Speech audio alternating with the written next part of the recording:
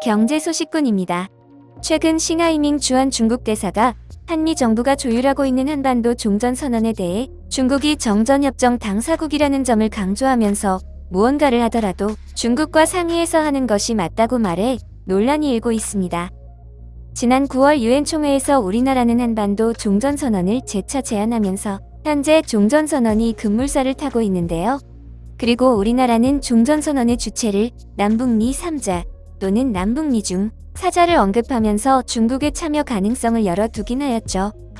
그런 배경하에 이번 중국 대사의 발언은 중국 또한 종전선언의 주체가 되어야 함을 명확히 밝힌 것으로 해석할 수 있는데요. 하지만 중국이 정전협정 당사국이기는 하나 이번 종전선언에 반드시 참여해야 하는지에 대해서는 의견이 분분합니다. 애초에 종전선언은 정전협정의 연장선상에 있는 개념이 아니기 때문이죠. 또 현재 상황만 보면 종전선언에 중국이 참여해야 한다는 것이 의아합니다. 중국은 이미 대한민국과 미국과 수교를 맺은 상태이며 북한 역시 중국을 배제한 채 미국과 대결 구도를 가져가고 있는 상황이기 때문인데요. 우리나라는 과거 1992년 중국과 수교를 맺었으며 미국은 중국과 1979년 수교를 맺었습니다. 현재 미국과 중국이 신냉전 국면에 있지만 이들 국가들이 공식적인 적국이라고 보긴 어려운데요. 또 북한 역시 군사정전위원회 대표부에서 중국을 철수시킨 상황이지요.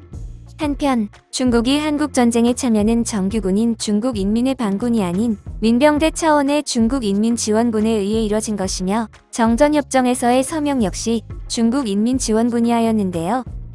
이는 중국이 한국전쟁 참여한 데 있어서 사후적인 책임을 지지 않기 위한 책략으로 지금 와서 전쟁에 참여했다며 정전협정에 끼려고 한다는 것은 어이없는 태도이지요.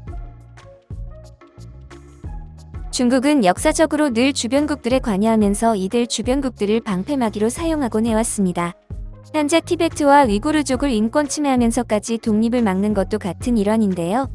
미국은 이러한 중국의 이중적 태도를 보면서 평화의 상징이라는 올림픽 행사에 외교적 보이콧을 행사할 것을 검토해 나섰습니다.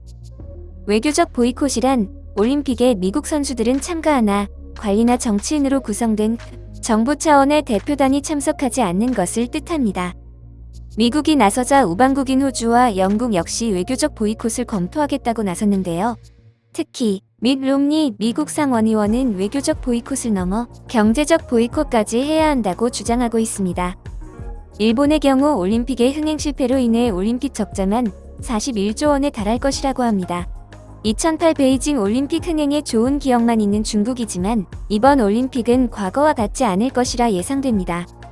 중국의 행동들이 점점 더 국제사회의 반감을 키우고 있는 형국이라 현재로서는 중국 역시 일본처럼 올림픽에서 큰 손해를 볼 가능성이 크다고 보여집니다. 이번 보이콧으로 4년 동안 열심히 준비한 선수들까지 피해를 보진 않길 바라며 인권 탄압에 눈 감지 않는 미국, 호주, 영국의 보이콧을 응원합니다.